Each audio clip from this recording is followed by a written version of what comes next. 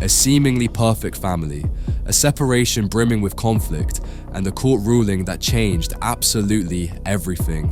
What started as a typical visit took a sudden, unexpected turn, and now, a heartbroken mother is desperately searching for answers. Do you want to know how a simple afternoon spiraled into a mystery that has lasted for years? Then stay with me to uncover the shocking details of this true, gripping story. Julia Potter was born on December 18, 2007 in Bulgaria, a country nestled in southeastern Europe in the Balkans. Her mother, Lisa, was Bulgarian, while her father, Jason Potter, hailed from the United States. Shortly after Julia's birth, the family relocated to the United States and made their home in Seattle, Washington. Julia was described as a typical little girl who found joy in drawing and painting pictures.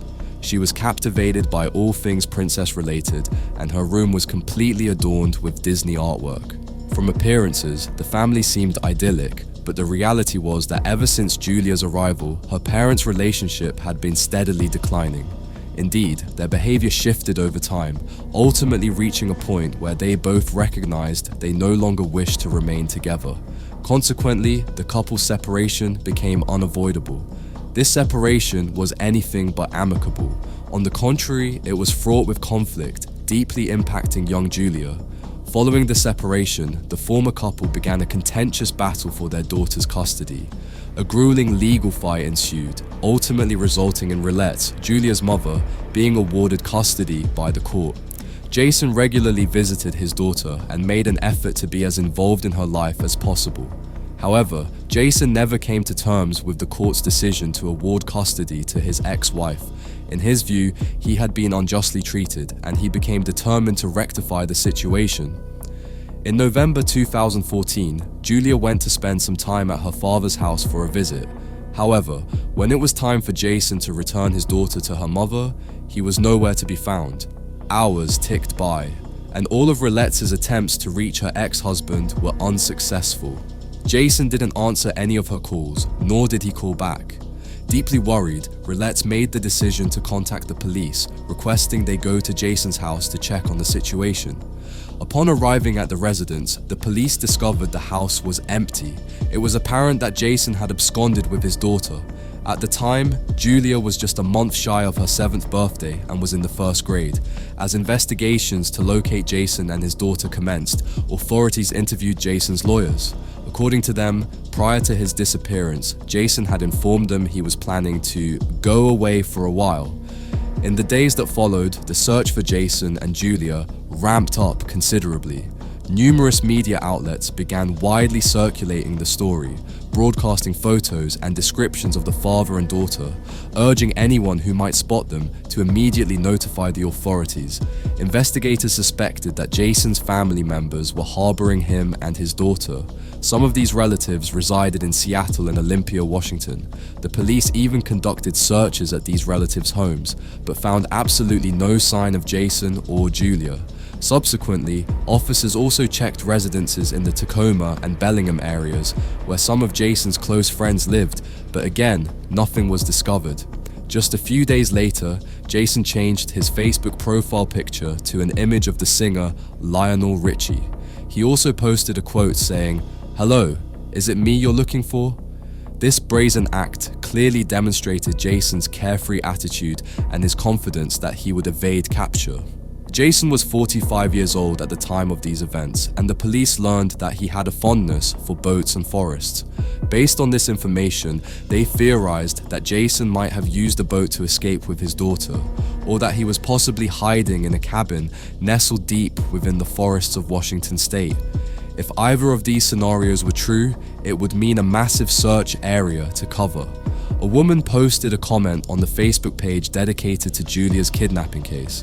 In her comment, this woman claimed to have spotted a man and a girl whose description strongly resembled Jason and Julia along the northern Olympic Peninsula in Washington state.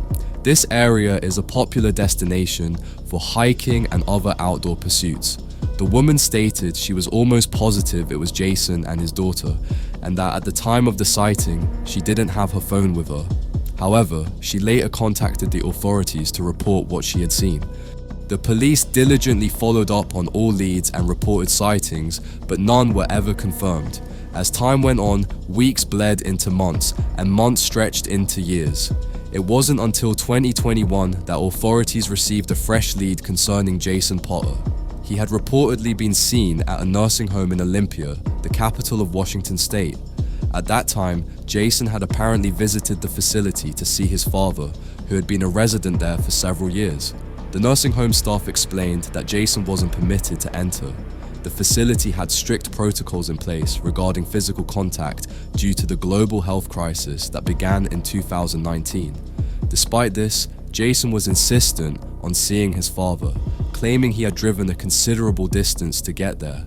However, none of the witnesses present at the location saw him arrive or depart in a vehicle.